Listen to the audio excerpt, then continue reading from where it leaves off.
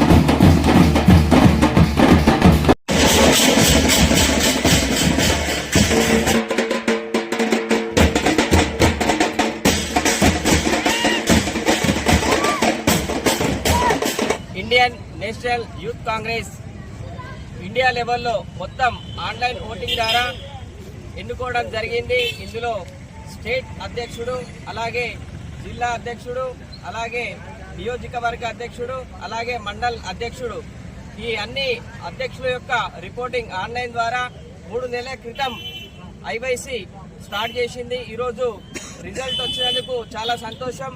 దుబ్బాక నియోజకవర్గం చెరుకు శ్రీనివాసరెడ్డి గారి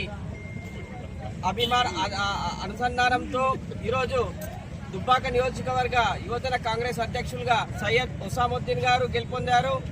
అలాగే మండల యూత్ కాంగ్రెస్ అధ్యక్షులుగా మోహన్ నాయక్ గారు ఎన్నికడం చాలా మండల కాంగ్రెస్ పడుతున్న అభినందన సంబరాలు జరుపుకోవడం జరిగింది.